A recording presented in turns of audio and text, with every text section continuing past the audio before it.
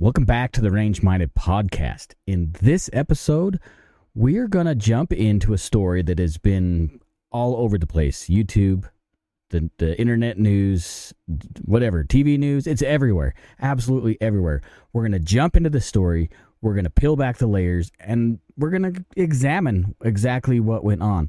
And then I'm going to put my take on it and see if you agree with me. We're going to talk about the Daniel Penny case. So I hope you enjoy this episode of the Range Minded Podcast, episode 262, A Penny Saved is Freedom Earned. I hope you enjoy this episode.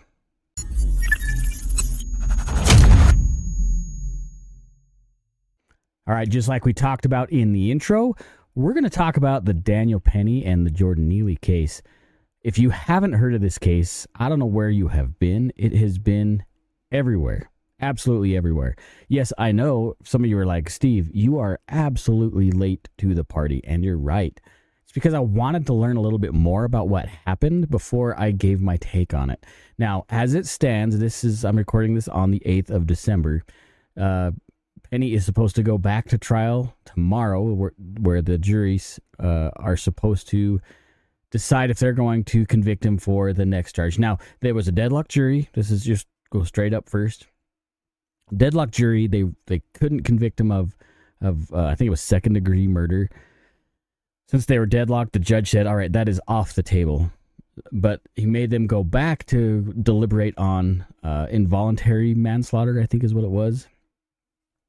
So he still may go to jail. I don't know what the implications, easy for you to say, are going to be for, if he gets convicted of the second charge, which is a lesser charge. Now, that being said, he still is going to face civil trials.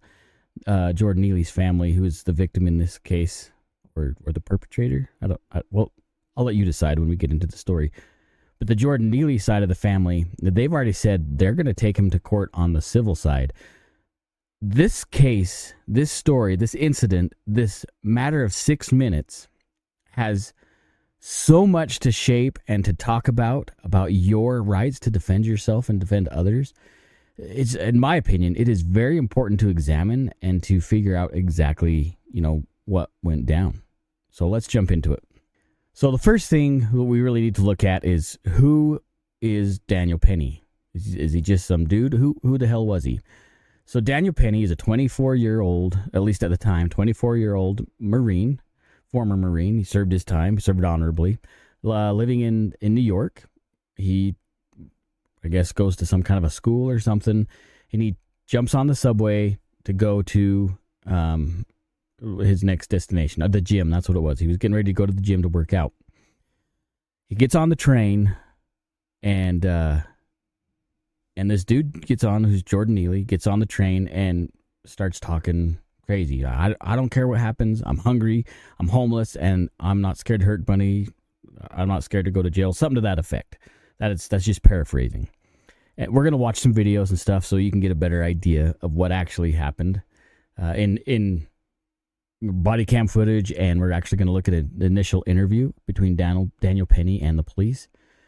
So I don't get anything wrong. I want you to have the facts so you can make a determination.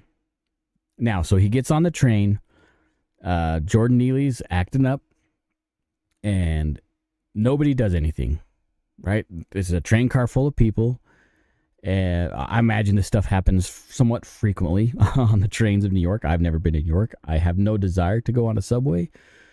I even have a hard time going to Subway sandwiches, let alone getting on a subway in New York City. Huh? So Daniel Penny, according to his words in the interrogation footage, or questioning footage, hands the person next to him his phone and stuff, says, here, hang on to this, and he stands up against the guy. There was no fist fights. There was no altercations. Apparently, Neely walked past him enough where Penny could get behind him, and he puts him in something, I guess you could call it a rear naked choke. It's not, the media keeps calling it a choke hold. Like, you think of, a strangulation. The dude just grabbed him and wringed his neck. No, that's not exactly what happened. It's something more like a carotid restraint, or I think it's called a blood, what do they call it? A blood choke or something like that. Basically, it's restricting blood flow to the brain, not restricting airflow. Now, going through the pass out phases that I recently went through, I can kind of imagine that decreasing blood flow to the brain. I passed out super fast. Now, I wasn't put in any kind of restraint like that. I have done jujitsu, and it's very easy to get locked, just black out when that happens. But you're not restricting the airway, right? It just kind of shuts down the blood flow for a minute, a few seconds, and you're passed out. You're not dead. You're passed out. And according to in the investigation, again, which we're going to not walk. I gotta work on my speech here. He says, yeah, I learned some jujitsu in the Marine Corps. And this is how we did it, and I went to my training. Now, this is key. I want you to make a mental note of this, okay?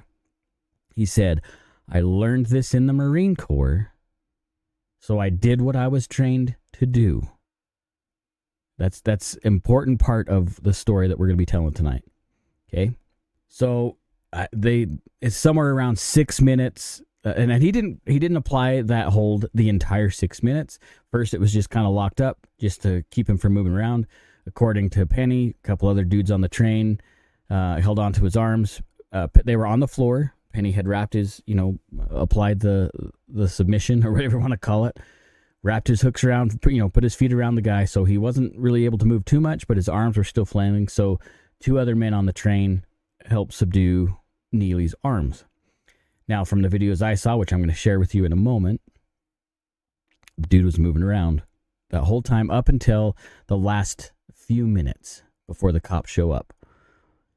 It looked like to me there was a roll would have been their left, and maybe something happened in that restraint to where maybe he collapsed the larynx or something. I don't know. I wasn't there. You weren't there. Fox News wasn't there. So Let's just see what this body cam footage has to say. All right, let's watch this. Here we go. Now, let me straight up. I tried to find the actual footage of what was going on, but I could not find body cam footage without some sort of organization putting their watermark on it. So in this case, I'm going to give props to the FP. That's the only information I could find. Both the initial investigation questioning with Penny at the police station, and these body cam and cell phone footages. So we'll go with that. This video was recorded in the Broadway Lafayette subway station in Manhattan last May 1st at 2:24 p.m. The woman filming, Yvette Rosario, has just witnessed a struggle in her subway car.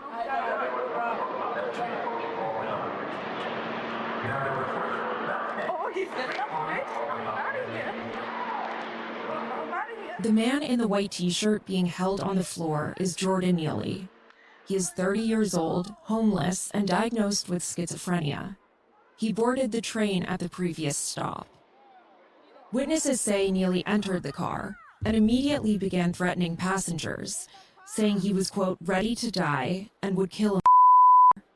Daniel Penny, a 24-year-old student and former Marine from Long Island, took Neely to the ground and put him in a chokehold. Okay, I want you to look at this. Look, obviously the restraint wasn't too tight. Otherwise, Neely wouldn't be He's the blonde guy moving there. his arms around, right? So here we go. He's still moving his arms. He's still resisting. I don't know if he's trying to tap the dude that was holding on to his arm or not, but let's keep going. Restraining Neely. These 6 minutes will change everything for both men. Neely will be rushed to the hospital and declared dead. Penny will go to a police precinct where his statement will kick off a legal case that's ongoing right now in Manhattan. It's one that could land him in prison for 15 years. This case divided America almost immediately. On one side, those who say Penny is a racially motivated murderer, a vigilante who thought he could put his hands on a poor black man because he was poor and black. On the other, those who believe Penny is a hero who protected his fellow riders in the face of soaring violent crime and inaction from government. All right, let's jump ahead a little bit.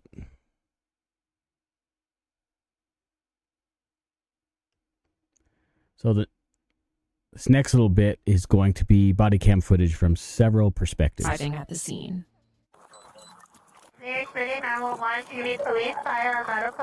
This is body cam footage. Hi, we need an ambulance innocent cop. I mean, we just need a cop at Broadway, that's here street. Someone's attacking here at the train. This is inside the train station? Yes. Okay, Broadway, Lafayette, uptown, downtown platform. Uptown, uptown. Okay, and this is the F, right? Yeah. Male or female being attacked? I don't know. He trying to attack everybody. Oh, a guy's trying to do it. Okay, give me further description. Black, white, Hispanic, Asian, Indian?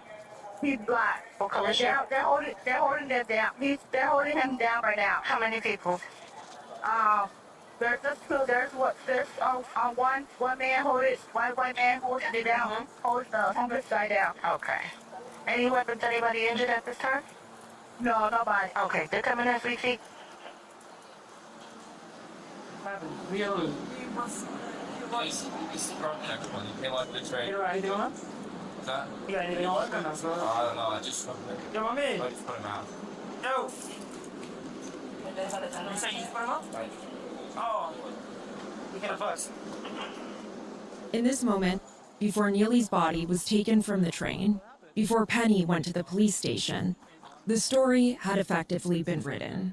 Archetypes had already been cast.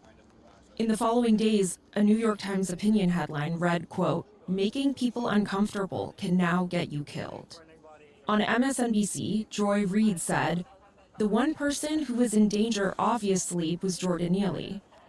Representative Alexandria Ocasio-Cortez claimed, long before Penny was even arrested, that Neely had been, quote, "murdered." Representative Jamal Bowman went even further, calling Neely's death an execution. But then there is the body camera footage. The relief that witnesses, fellow passengers, told police they felt when Penny took charge. You wanna know what happened? Yeah, I can tell you what happened. Yeah, what happened? He was there, right? I was in before him.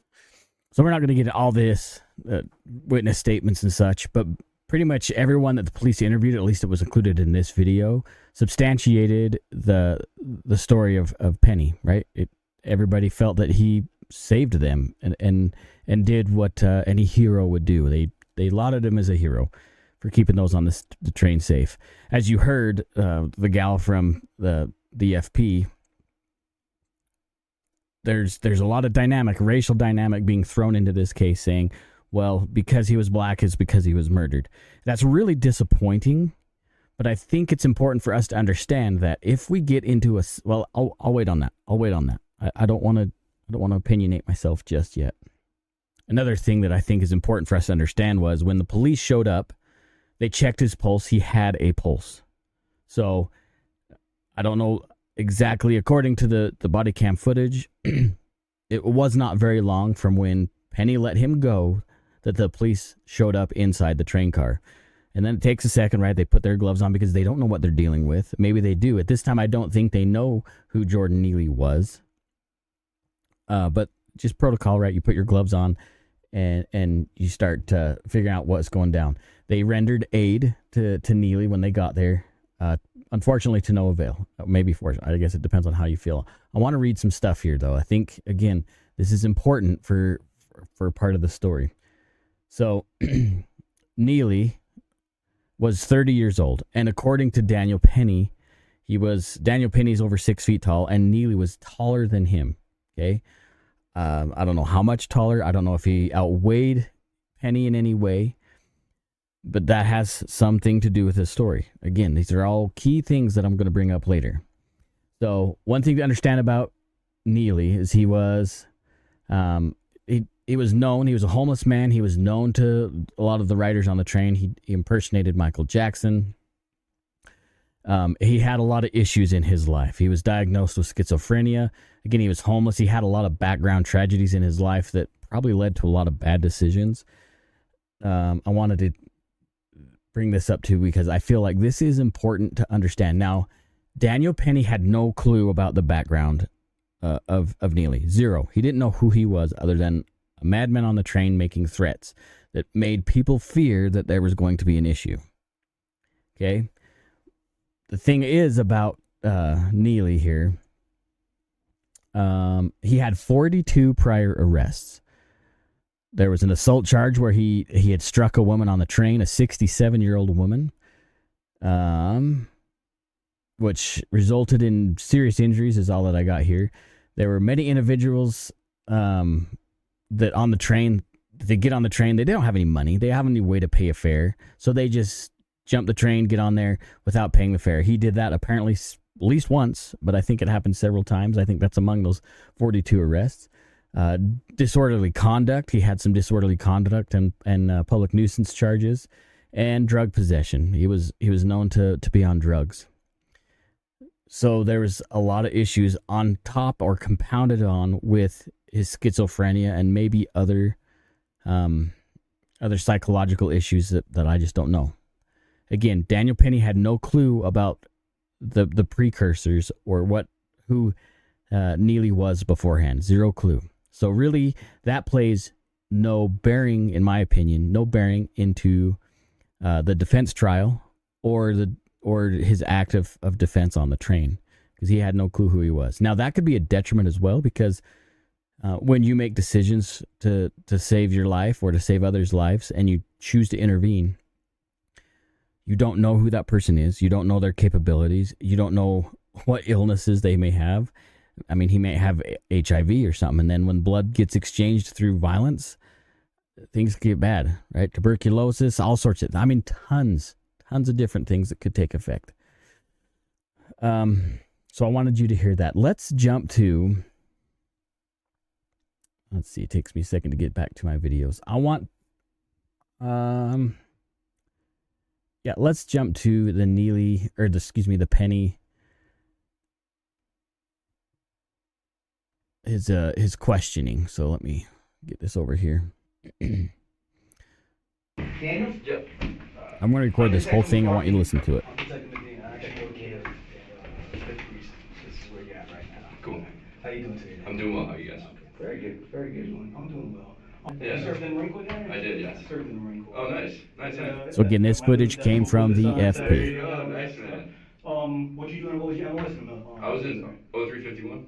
I was an 0331. Oh, cool. Michigan Air Weapons Platoon. Nice, man. I was not military, so I don't know what that stuff is. It's like another language. 3rd Battalion, 6th Marines. Okay, there you go. 36. 96 to 2000. Nice, man. Two med floats. Did my thing, and then I ended up here. Now I got. So there's something happening here. They're building rapport with Penny.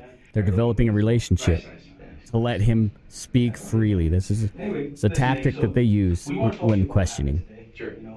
Thank you for sticking around. Yeah. And being cooperative. Absolutely.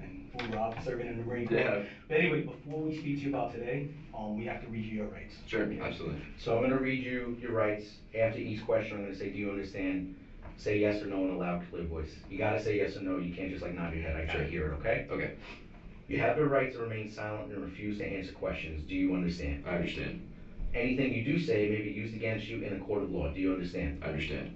You have the right to consult an attorney before speaking to the police and to have an attorney present during any questioning, now or in the future. Do you understand? I understand. If you cannot afford an attorney, one will be provided for you without cost. Do you understand? I understand. If you do not have an attorney available, you have the right to remain silent until you've had an opportunity to consult with one. Do you understand? I understand. Now that I've advised you of your rights, are you willing to answer questions? Yes. Yes. Okay. So, kind of run with me and Detective Medina, the course of your day, where you're coming from, where you're going, and then what led up to, the incident on the train. Absolutely. So I have class down at Brooklyn. I take the F down to J Street Metro Tech. My class is at 12. So once the class finished up, I was going straight to the gym. I go to the gym in Lifetime on 23rd Street. So I get off. I take the F straight from school to the gym. Was on there. I forget what stop it was at, but some guy came in. He's like, whipped his jacket off, and he's like, "I'm gonna kill everybody. I can go to prison forever. I don't care. I don't do this." At that point, I looked to the person next to me like, "Hey, just hang on to this phone for me." I had my headphones in, took it off, and just kind of like grabbed him from behind because he came in, just to because he was acting like a lunatic, like a crazy person. So, and he was rolling around the floor, and at that point the train stopped. I was like, "Someone call the cops," and he's still like rolling around, still going crazy. Had two other guys kind of help me, just kind of keep him from going nuts, and yeah, that's when you guys came. Okay. Did he seem like he was on something? Did he seem Absolutely. intoxicated, high? Something like that. Yeah. I mean, that K2 that they're smoking, pushing people in front. Like these people are going crazy. So it was So he seemed off his lid, basically. a little bit, yeah. Now explain the interaction you had with him. So I came up. Had his back turned to me, and I just kind of got him in a hold, got him to the ground. He was still like squirming around and still, going crazy. And I turned to the guy. I'm like, hey, call the cops, because the train arrived in Broadway. Yeah. And then waited for you guys. Okay. Dan, you said Danny, right? Yes, correct. Do you mind showing me? Sure, yeah. Yeah, so he was standing behind me, and I kind of came like this. Okay. Did you apply pressure, Daniel? No, I wasn't. I just wanted to keep him from getting to people. Did you put your hooks in? Wrap my legs. Did you learn the jiu-jitsu from the Marine Corps? I did, yes. You learned how to grapple in the Marine Corps. What belt level you made it to? Green. Green belt? Yeah. Good. All right. It was alright. I was a little bit, yeah. I should have went higher. Should have applied yourself more, huh? Yeah, I mean, hindsight's 20/20, right? So he says, if I don't get this, I'm gonna kill everyone. Something Going to to that. jail forever. Yeah. I'm willing to. Is it at that point that's when you get up and Yes. decide to put him in the hold? I Because it looks just- like a sleeper hold to me, like Right, something yeah. similar to I'm not trying to No.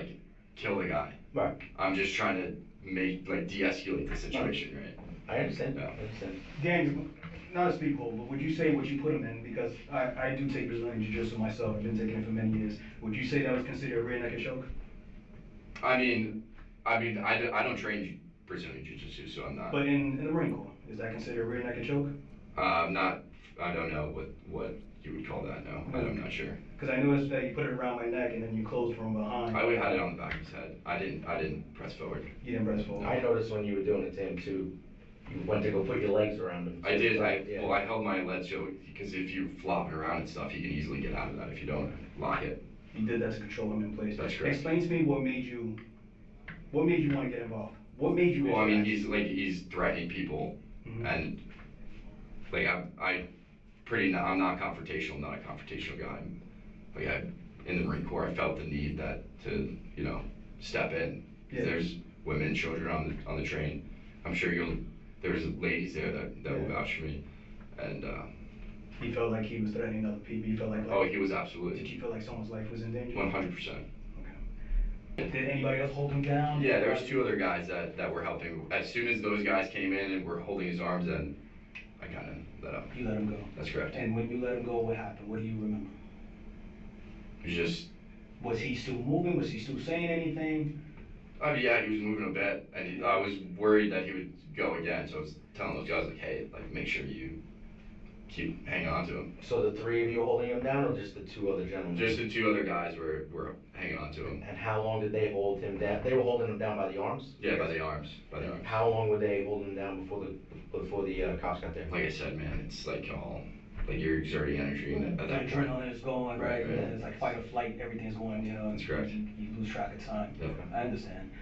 Mm. At any given time, did you reapply any kind of holds on him once you let him go, or No, that was it? no, You got that was it. And what do you remember from there? Explain to me now. Just the cops came and that was it. I got him. Okay. When the cops came, what was he doing? He was just on the ground. Was he saying anything? Was he? No. I'm trying to all these people are filming and shit and they're I don't know. Okay. Anything else you remember, Daniel, from this interaction? Anything else that was said? Anybody else say anything to you about I mean, what happened? everyone on the train was. I asked a few people hey, stick around when the cops come, just so, and they were yeah, well, and the people were thanking me and stuff because I wasn't I'm not trying to. Like I said, I'm not a confrontational guy, Mm-hmm. and I'm not out here trying to attack people. It's not me, not how I was trained. Yeah. I just felt the need that this guy was saying that he's gonna kill people, that he's prepared to go to jail for life. I hear that, and I'm like. But he was making enough of a scene that you noticed him, and then you probably would have noticed if he put his hands on someone. But I didn't. Okay, all right, that's fine. And then once he starts doing that, that's when you try to subdue him. Yes, I wasn't trying to injure him. Right. I'm just trying to keep him from hurting anybody else. He's threatening people. That's what we learned in the Marine Corps. That's what you guys learn as police officers. It's the same thing if you're off duty. You're gonna intervene in a situation where it's. So that in no way was the complete questioning of him by detectives, but I think it gives us a pretty good idea of what actually, what they were trying to dig at. I want to jump in here before we move to something, a little bit farther in the episode, and I want to talk about just this questioning portion because I feel like, let me wait. Let's wait till I actually get. I know I'm everywhere. You just got to deal with me, all right?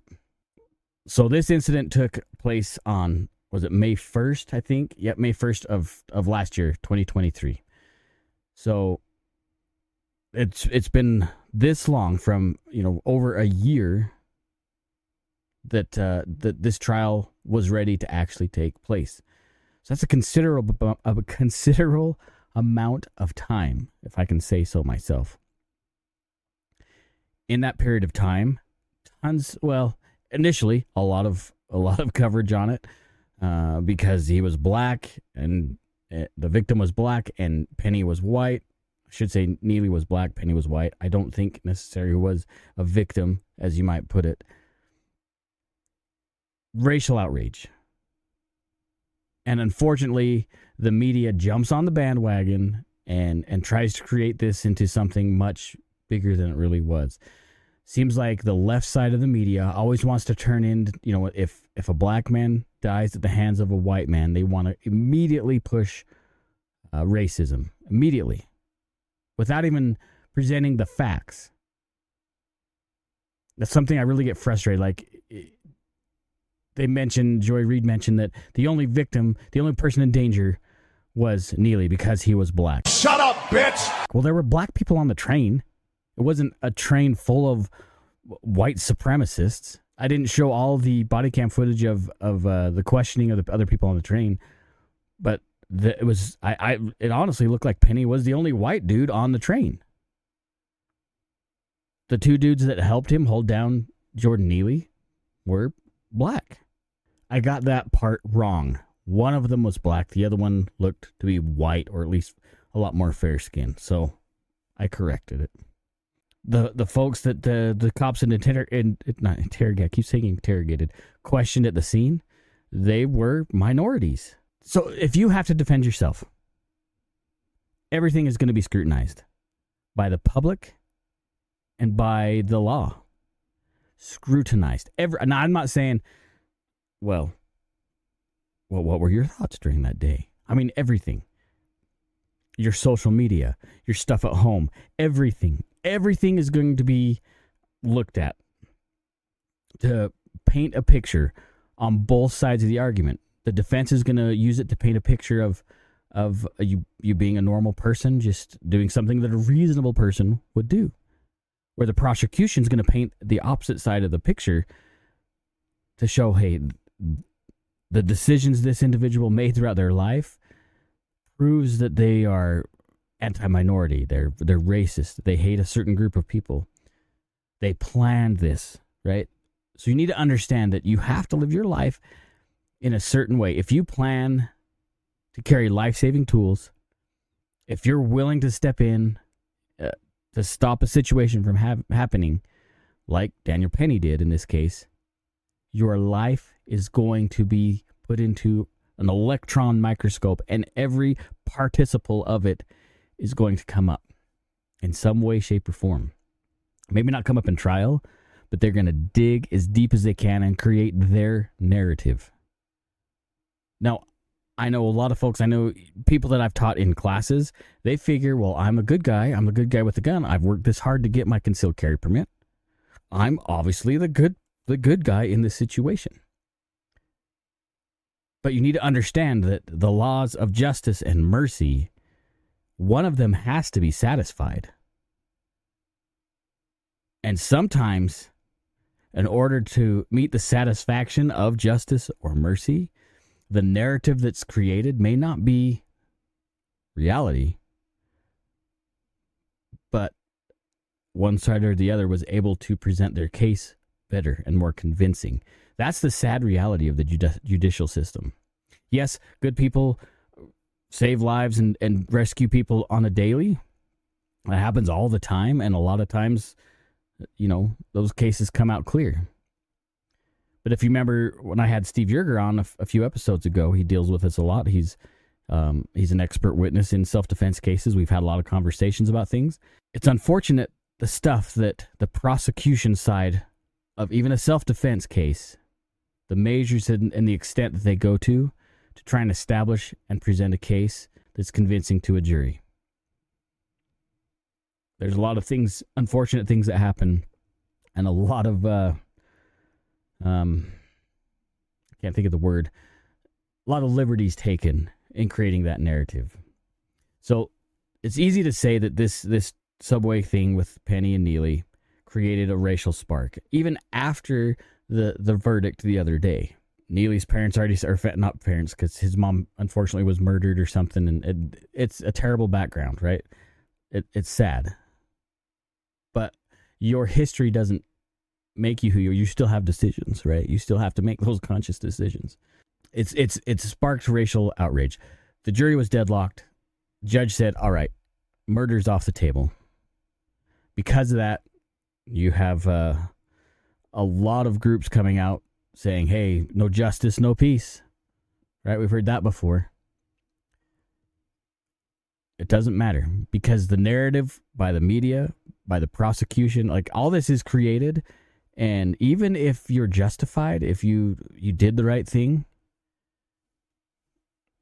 you're still going to get painted as a monster.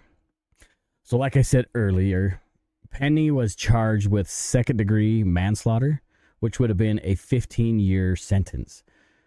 That's rough, right? That's rough for a dude that just felt like he was doing the right thing. You think about how much 15 years will change your life. If even you have small children, you got a 5-year-old.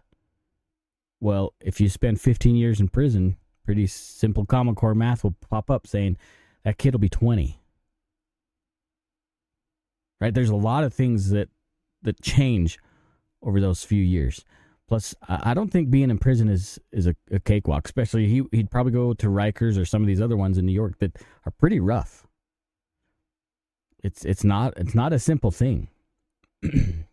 I think Penny's defense team, I think they did a pretty good job as far as presenting their case.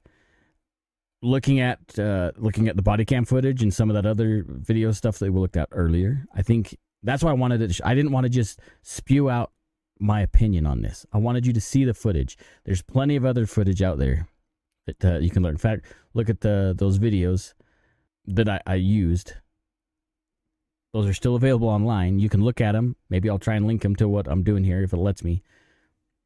It shows you the facts. And that's what we need. We don't need opinion from the news. You don't want my opinion on this situation. We need the facts. What happened? When did it happen? Who did it? And what was the aftermath? Right?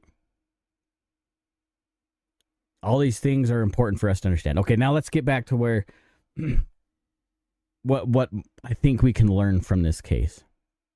Because there's a lot. There's a lot to understand, a lot to digest, and a lot of things that I think as concealed carry holders, as people that feel like you're ready and eager to defend your life, the life of your loved ones or those around you, there's important things that we can learn from this case. Just kind of like the Rittenhouse case almost. That one's a little bit different. All right, number one thing we can learn from this case is situational awareness. Right? Dude pulls into or walks onto the train, acting belligerent, being crazy, saying things that are super scary. Sure, there are people, because it's a crowded train with a bunch of different kind of people that have different life experiences. There are going to be people that are going to be worried, going to be uncomfortable, and hopefully there's going to be people that are like, I've seen this before. Let's take care of business. Okay, so that's the first thing you need to understand. Just like in any your own personal self-defense situation, is your situational awareness, knowing who and what and where around you. Okay, always being. We talk about Cooper's color codes many, many times. In fact, I did. I think it's a tactical minute or something. I've done some videos on the Cooper's color codes. You can check those out. Being in condition yellow. So when the conditions progress from orange to red, right? Paying attention, not being in white. He said in his the investigation interview there with the detectives that he had his headphones in, I would say that would be conditional white. But the noise was so much that he removed his headphones and paid attention to the situation. That's all right. Next, he took action, right? Went from yellow to orange to red right away. And in just a few moments. And then he took the action that he felt he was justified, okay, in doing. Now, I don't know if or when or what, if you are ever in a self-defense situation, I don't know what those circumstances are going to be. That happens when it happens. It's a moment in time that something takes place. And I promise you, you'll never prepare for that exact scenario. If you do, you should buy a lotto ticket because that'd be amazing. The exact circumstances depend on when it happens. Are you willing to take action? Are you willing to do whatever it takes? Now, I know a lot of you that conceal carry are like, yeah, absolutely. I'll do what it takes. I'm a dude or I'm a gal that's alpha or sheepdog, right? A lot of us feel that way until the situation arises. But what we're not thinking about is the aftermath. This is important. I hope you guys have really paid attention. In fact, on X a couple of weeks ago, we did a space on specifically this case. And how it applies to daily carry. The most important weapon that we use, that we carry, is our brain. We have to have good decision-making skills. But in order to have good decision-making skills, we have to have the information already downloaded to assess what we're going to do and make that plan quicker. Action is always faster than reaction. If we can create a game plan, we already have that action ready to go. It's downloaded. We just have to hit play. The next thing, sure, he puts him in the restraint, holds him for quite a while, about 6 minutes or so is what we can tell. We can see in those body cam videos that I showed that, yeah, he was still moving. He moved for quite a while. But again, he rolled in a funny way that I think that may have what happened, right? Penny said himself he didn't mean to kill anybody. The purpose wasn't to kill anybody. It was just to restrain until the police showed up. He didn't mean to. It was an accident, according to Penny. But nonetheless, Mr. Neely passed away. Now, I don't know what was in his systems. I didn't pull up his... in fact, I doubt, because I'm trying to look for a lot of information, I doubt I'll be able to find the toxicology in his autopsy. Maybe I can. I don't know. I didn't bother looking at it, honestly. But he was known, once they found out who he was, again, 42 arrests, many of them drug charges, some violence arrest in there too. They knew who he was. He had a rap sheet. Does that justify taking a life? Not necessarily. But it definitely creates a narrative on the defensive side, right? To show that this man had a history of causing issues, including violence on trains before. Now, again, Daniel had no clue. Mr. Penny had no clue about his background of Jordan Neely, zero. He just knew and felt like, I got to take action before this guy hurts somebody. Some of those interviews that we didn't play on the body cam footage, like that, those women were seriously worried that something was going to happen. In fact, in court, those women testified saying, yeah, I was worried that if Daniel Penny didn't take action, or if somebody wouldn't have stood up, I guess is a better way to say it, that they feared that somebody was going to get hurt on the train. Yes, that helped Daniel's case. But you need to understand, again, from May 1st of 2023 to trial in, I think it started in November, almost a year and 3/4, year and a half. That's a long time. You can't travel. You got to keep your mouth shut. You can't talk the story because it could jeopardize your defense case. I mean, yeah, Neely's family lost a child, but I would be willing to say that Daniel Penny's family almost lost a child. because of what he felt was a righteous act on the train. So as we talk about this, I hope you're starting to think and put in perspective the reality of acting in a situation. Now, could people have left the train? You could argue maybe or no. I don't think you could say yes or no because I don't know how many stops were between the incidents. I don't know.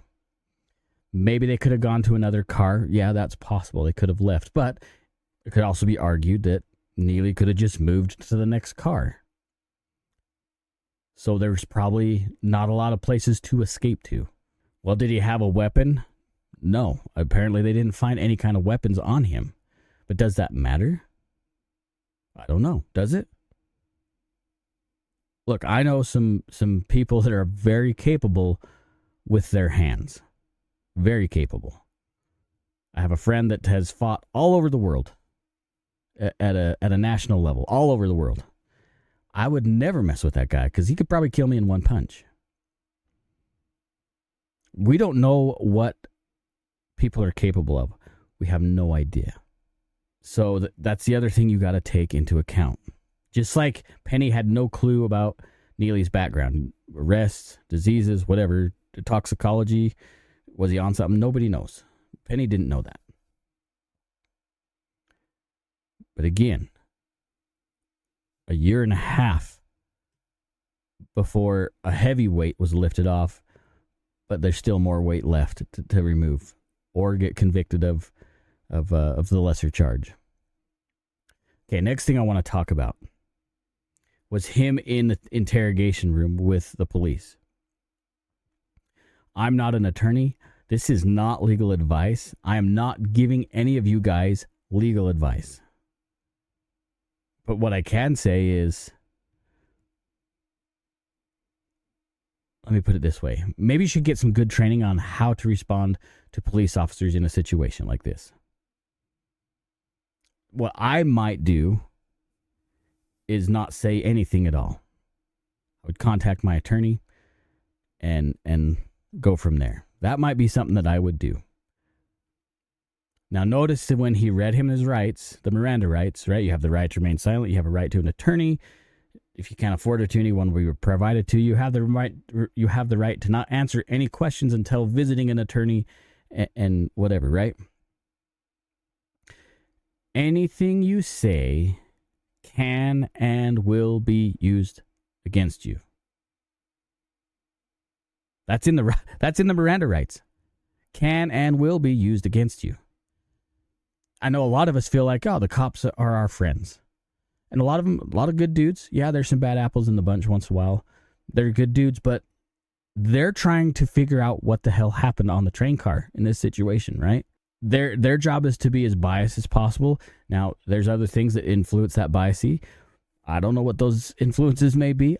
They see a lot of shit in New York every day. Literally. So yeah, they probably have some sort of a bias when doing these questions.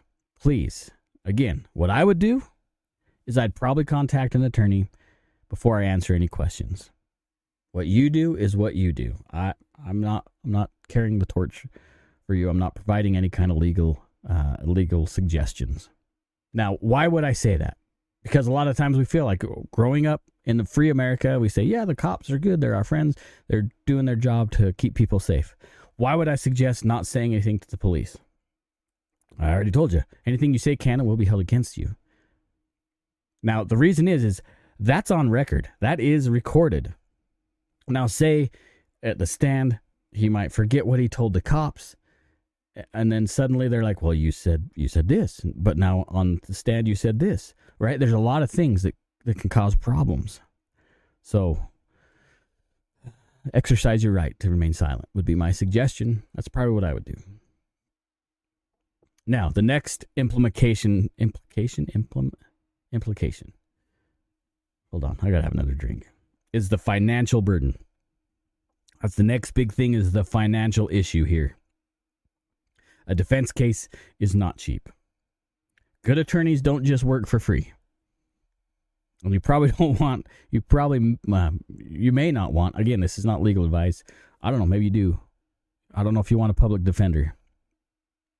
It's up to you. I'm sure there's some amazing ones out there. But it doesn't matter. It still costs you money. You're out of work. You're out of fees and other places. Like, it's not free. So there's other things you got to think about. A year and a half of this man's life, Penny's life, is gone. Yeah, I get it. Jordan Neely is done. Like, he died. He doesn't get a second chance. Sure, I understand that. But we're not talking about you being a criminal on a train. We're talking about you being a defender in a situation. That costs money, unfortunately. Now you can just go your route and say, I'll just pay for this myself. There's legal, prepaid legal stuff out there, which I would recommend you researching and finding out which one is best for you. I'm not going to endorse one over any others. I would suggest do your research and see what fits your needs the best. There's several companies out there that can do that. It's not insurance. Don't let them sell you on, it's an insurance policy. No, it's prepaid legal is what it is. It's not an insurance policy. I think they say that because it kind of acts as insurance in case you spend all your money bailing out or whatever. This is different. Do your research on what would be best for you when it comes to that, is my suggestion.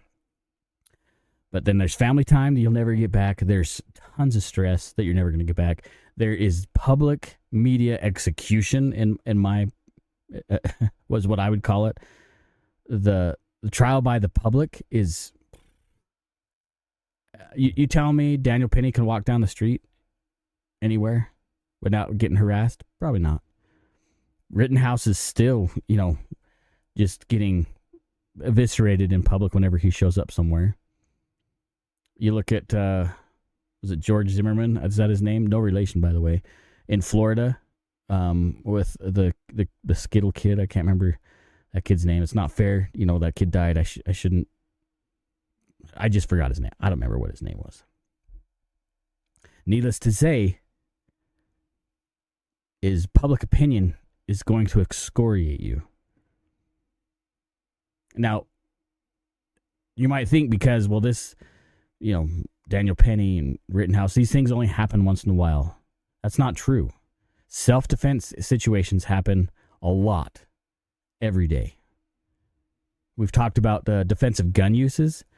Before the CDC removed that information off their website, it was thousands of times a day a firearm was used in defense. Now, that didn't mean the trigger was pulled and the bullet came out. That just meant it could have been, as most of them were, I believe, just say, hey, I have a gun, leave me alone, and that stopped the situation. Needless to say, thousands of times a day they were used in defense of a life. That was just guns. Okay? People have to defend themselves all the time. It's just once in a while, a high-profile case pops up, especially if there's some kind of racial motivation there. That's when things go berserk. I guess what it boils down to is this. Your life is valuable. Every life is valuable. I mean, I believe in God. I believe we're all children of God. I think God loves all of his children. I don't think he likes some of the decisions that his children make once in a while. Sometimes those choices lead to ending a life. Whether that be in offense, a murder or whatever, or drunk driving or something like that. And sometimes that's in defense. Sometimes these things happen. It's not outside the realm of possibilities that you might have to make a choice like that, of defending your family or yourself or somebody else. It's not impossible. It's not terribly likely, but it's not impossible. I want you to look deeply at this Daniel Penny case and make an assessment to your carry routine, your lifestyle, your mindset, especially, most of all, your mindset. Fill it with information to where you can make good, conscious decisions. I'm really struggling speaking tonight. I'm sorry, guys. It's like 9 o'clock right now, p.m. You got to make wise choices. But those, you have to You have to fill with your mind and you have to get good training. I can't even spit it out for some damn reason. You got to get solid training to make these good decisions. And then you got to understand that each one of those decisions in saving a life have consequences. All of them, they have consequences. I know, like I said, in classes I've taught before, people think, hey, I got my concealed carry permit. I'm the good guy. I'm the good guy. I don't have to worry about these things. Not necessarily. I hope so. If you're ever in a defensive case or a situation where you have to defend your life or your life of your child or something like that, that it goes swimmingly. But it won't. I'm sorry, it just won't. There's one more component to this that I want to share that I just thought of. And I've had this conversation with some other people before. I have never taken a life. I don't want to take a life. Even in defense, I don't want to. Does that mean I won't? No. If I have to, I believe I will.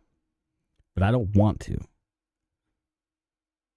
And I've never met anybody that's like, yeah, I can't wait to shoot somebody in self-defense. I've never met that person, ever. Along with the financial, the legal, and the time you never get back, there's a serious, I don't want to call it a reward, but something that you get when doing any kind of situation, high stress situation especially, and that's the psychological side. And that's not just Daniel Penny, but the psychological repercussions is everybody inside that train car. And honestly, a lot of folks that watch the media. Because a lot of folks now are going to say, man, it's not worth me standing up. Let that lady get punched on the train. I don't want to deal with it. There's a lot of societal issues there, right? We can talk about it in a second too. But there's a psychological repercussion, especially when it comes to taking a life. We're not meant to just murder people, to kill people. I shouldn't say murder. Kill people in defense or offense. There's a psychological barrier there on purpose. Read On Killing by Dave Grossman. If we have to cross the line and take a life, not including any of the legal stuff, financial stuff, there's this psychological burden that you have to carry. That one might be the most serious. That burden is going to be with you forever. And I don't know how to tell you how to deal with something like that. I hope, like I say, I hope I never have to deal with something like that. A friend told a story. Yeah, I guess if I make it vague enough, it'll be fine. A friend told a story of somebody he knew that got into an altercation in their home. And because of this altercation, somebody died. And not by his hands, by somebody else. He was, I would say, critically wounded. He was extremely wounded that made him have to go to the hospital. But a loved one lost their life inside their home. Now, my friend talked to him and said, hey, you probably should you probably need to see a counselor. And he's like, no, I got this, bro. I'm a tough man. Oh. He made it a couple nights in the home where this loved one had passed away. And that weight was so heavy that he couldn't live there anymore. There's that burden as well, which needs to be weighed among the others. What I'm boiling this down to is carrying life-saving tools, defensive life-saving tools, carries a huge amount of responsibility. Huge. Now, I understand a lot of you made that commitment already, but I don't know how many of you have actually made that decision. You may have made this spur-up decision right after you got concealed weapons permit. I'm going to carry every day, and if something happens, it happens. But have you actually gone through all those repercussions, especially the psychological side of it? Yeah, trial, jail time, that's horrible. But have you really, really thought about it? I'm not discouraging you from carrying. I'm not saying don't do it. I am a 2A absolutist, and I believe that was given to us by God, but written into the Constitution to guarantee our right for self-preservation, self-protection against all enemies. But it doesn't exclude the fact that there are repercussions when it comes to saving a life by taking a life. And I think Daniel Penny understands that. I think Kyle Rittenhouse understands that. I think tens of thousands of Americans understand that. It's a big deal. And I don't know if Americans that conceal carry, I know there's a segment that have. I've met them. You've just met one, me, that really dive into that and think, man, that's heavy. Please, if you plan on carrying a life-saving tool, get good training. Not great training, not good training. Get great training. Now, I'm not talking just how to move and shoot, how to holster, unholster, reload a mag on the run. Yeah, that's important. Shot accuracy is proficiency. Yeah, that's important. But those decision-making skills are far more important. Learning how to de-escalate, learning how to evade or escape, cover, concealment, learning how not to get involved is more important. That is the last resort. Using deadly force is the last ditch effort resort. But I think a lot of folks don't look at it that way. That's where I end. That's where I stand. It's kind of a heavy episode. I know. It was tough. Maybe it wasn't. But what I want you guys to know is I love each and every one of you. Not in a weird, way, but as a brotherly love. I love every one of you. If you want to help support the show, which would be fantastic, there's lots of ways that you can do that. The simplest and the freest is just liking, subscribing, and sharing this episode with somebody that you know.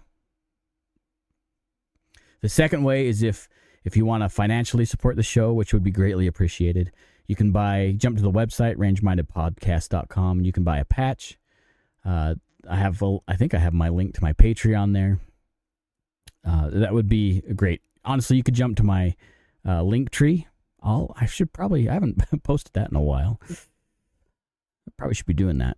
There you can find in fact, I'll do it in this episode. I'll publish my link tree down there below, and it jumps to the Patreon, it jumps to the website, all sorts of places. It'd be greatly appreciated. Also, what I want you to do, and this is not just a catchphrase, is I want you to take somebody shooting. I don't just say that in jest. It's real. We need to grow the 2A family. We need to grow that community even bigger because it's under constant attack. Well, sometime in a later episode, we'll talk about the United Healthcare guy assassination. And suppressors are already under attack because of that assassination. We don't even know the damn details, and the anti-gun people are like, they're going crazy. We need to grow our 2A community. It is a family, and it is a wonderful family to be a part of. Are there a-holes in the family? Yep, absolutely. Just like there's a-holes in your family. Just think about Thanksgiving and Christmas when they all come together and you realize, man, that one uncle is just a douche. That happens. Maybe your uncle's awesome. I don't know. You know what I mean. I appreciate you guys. I love you guys. And hey, don't forget, you got to take somebody shooting.